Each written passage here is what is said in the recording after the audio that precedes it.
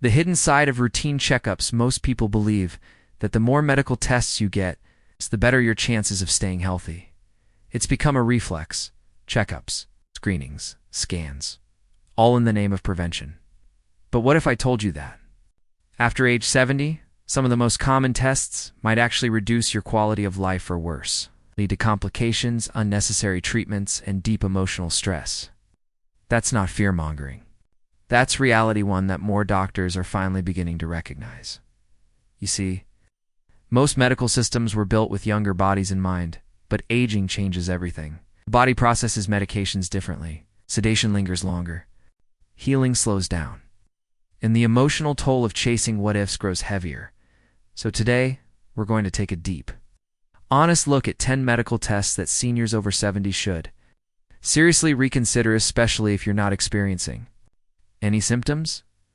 We'll explore why these tests are commonly recommended, the risks they carry, and smarter alternatives that protect your energy, your independence, and your peace of mind. Whether you're 70, 80, caring for someone who is, this video is your permission slip to say, wait, is this test actually helping me or just stressing me? Let's begin. Colonoscopy. When prevention becomes a burden. Let's start with a big one: colonoscopy. For decades, it's been praised as one of the most powerful cancer screenings, and for people in their 50s and 60s, it can save lives. But once you pass 70, especially with a history of clean results, the risks often outweigh the benefits. Why?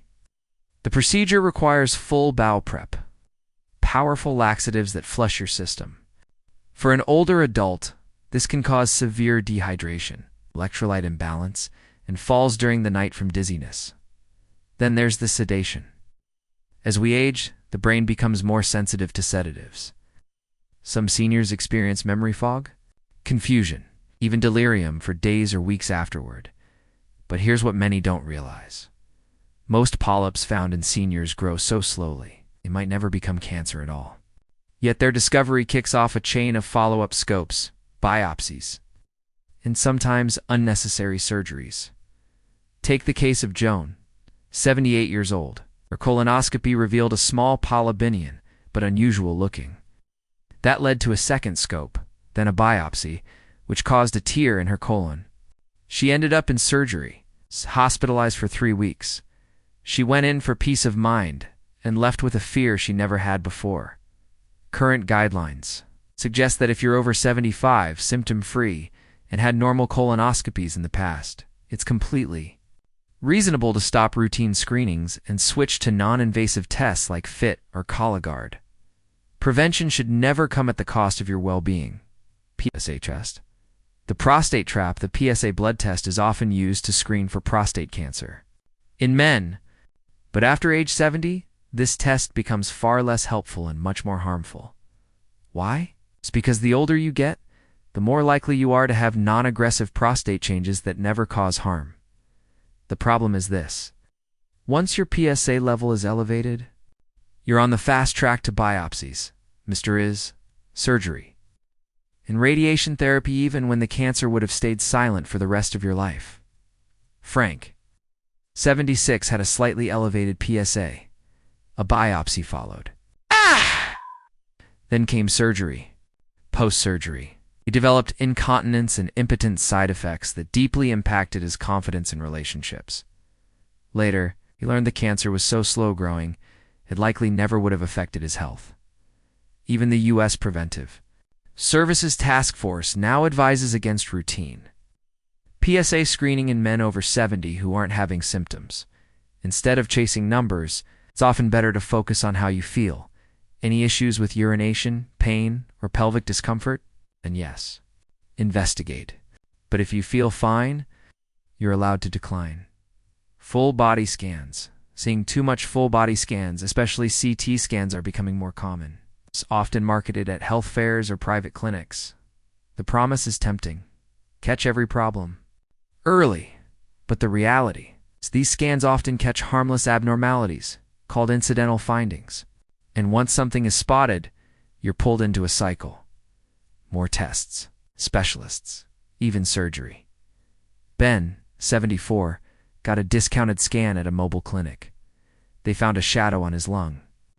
3 months later, after biopsies and scans, it was confirmed to be scar tissue from a childhood infection, totally harmless.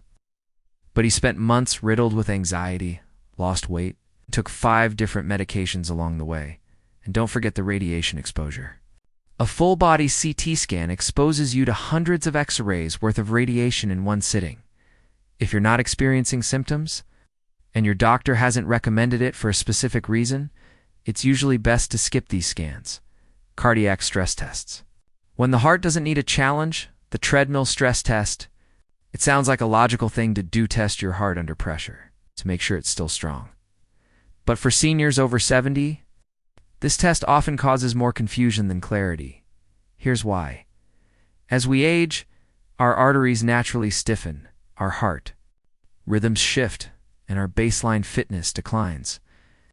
These are normal changes, but stress tests interpret them as red flags. The result? False positives test results that suggest there's a heart problem, even when there is in single quotes. And that sets off a dangerous domino effect. Angiograms, catheterizations, maybe even stent placements. For a heart that was doing just fine, Eleanor, age 80, had no chest pain, no fatigue, and walked every day. Her doctor recommended a routine stress test just to be proactive. It showed something suspicious. You're at 1 stent later, Eleanor developed an infection, spent weeks in the hospital, and never fully recovered her energy. The scariest part, her original symptoms never existed, unless you're experiencing new chest discomfort, shortness of breath, or unexplained fatigue. Most cardiologists agree. Routine stress testing in asymptomatic seniors isn't helpful. Instead, prioritize real life. Stress tests: can you walk around the block without trouble? Climb stairs? Laugh without gasping? That tells you more about your heart than machines ever could. Bone density scans: when numbers don't tell the whole story. Let's talk about DEXA scans. It's also known as bone density tests. These tests are often recommended to screen for osteoporosis, especially in older women. But the question is, if you haven't had a fracture, if you're mobile and steady, do you need the scan? The truth is, most people over 70 have some degree of bone loss. It's part of aging. A slightly lower T-score doesn't always mean you're at high risk of a fracture. Yet, many seniors are quickly placed on strong medications like bisphosphonates or Prolia based on scan results alone. And those drugs? They come with side effects. Jaw pain, esophageal irritation, even atypical fractures after long use. Marlene, 76, had a scan that showed osteopenia, odd even full-blown osteoporosis. Her doctor started her on medication anyway. Within 6 months, she experienced joint stiffness and bone pain, so intense she had to use a walker. Here's the thing: if you're already doing the basics, weight-bearing exercise, taking vitamin D and calcium, avoiding smoking and alcohol, your bones are getting real protection, unless you've had a fall, a fracture, or other clear risk factors. It's perfectly reasonable to hold off on bone scans. And remember, fall prevention does more to prevent fractures than any pill ever could. Mammograms after 75? More harm than help? Now let's talk about mammograms. Breast cancer is a real concern, and mammograms have saved lives. It's true, but after age 75, the benefits become murky on the risks. It's often overlooked. Most breast cancers in older women are slow-growing. Some never spread, and many detected by mammograms at this age would never have caused problems in a woman's lifetime. But once found, they almost always lead to treatment, biopsies, surgery, radiation, and sometimes chemotherapy. Carla, age 79, had a mammogram that showed a small lump. It was caught early, but she ended up having a lumpectomy, radiation, and hormonal therapy. The side effects were harsh: fatigue, hot flashes, and joint pain. All for a cancer that may never have become dangerous. And the emotional toll? Immense anxiety, follow-ups, fear of recurrence.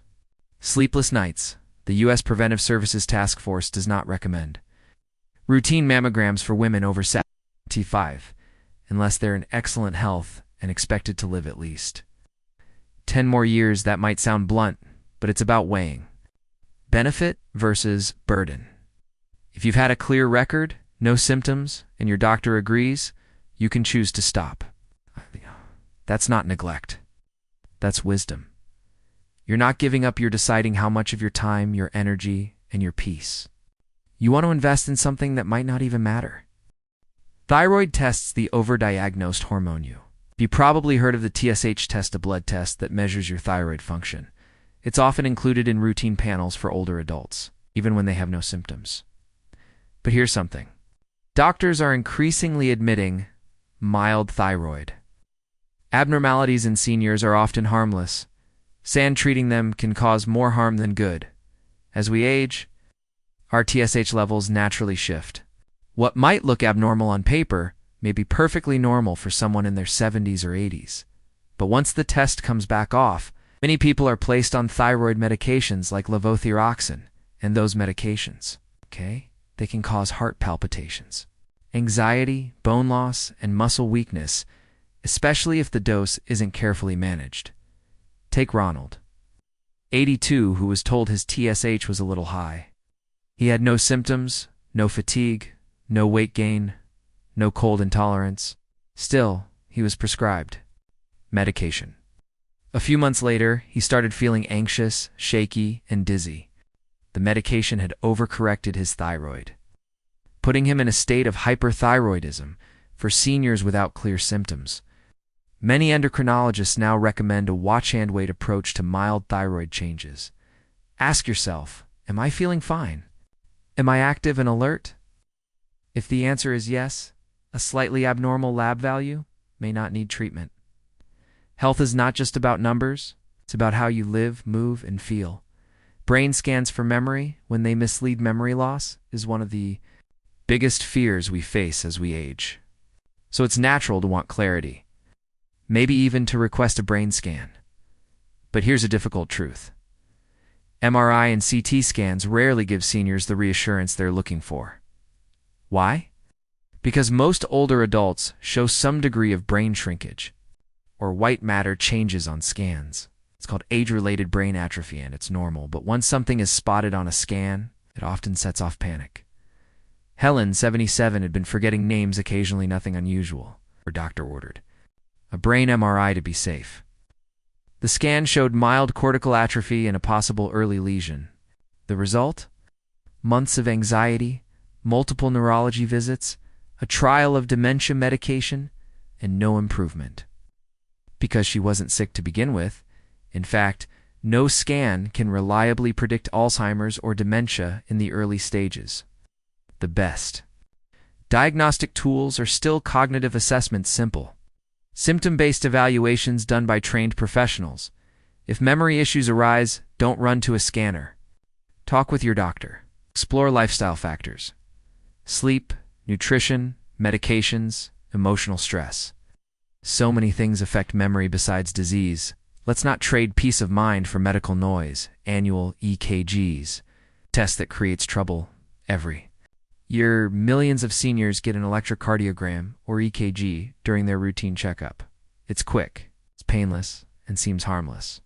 But the truth is, for people without symptoms, EKGs are one of the most overused and misleading tests in modern medicine.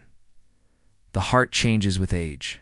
You might have slight rhythm changes, electrical shifts, or even small areas of scarring from decades past.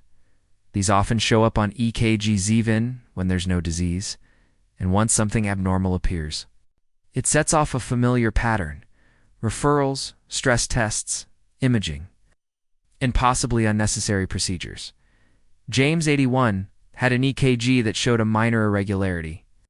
He'd never had chest pain, never felt faint. Still, his doctor sent him for a Holter monitor, then a stress test, and finally a cardiac catheterization. The result? A small artery that didn't need treatment, but a long, exhausting medical journey that left him feeling like a patient instead of a person. Unless you're having symptoms, palpitations, lightheadedness, unexplained fetagglutinin, EKGs aren't necessary for most seniors. Sometimes, knowing less protects more. Vitamin panels and wellness labs Expensive and unnecessary. The wellness industry loves selling extensive lab panels. Just check all your vitamins. They say, see what's off? And who doesn't want to be optimal? But here's the catch. Most of these tests are unnecessary. And interpreting the results can be misleading.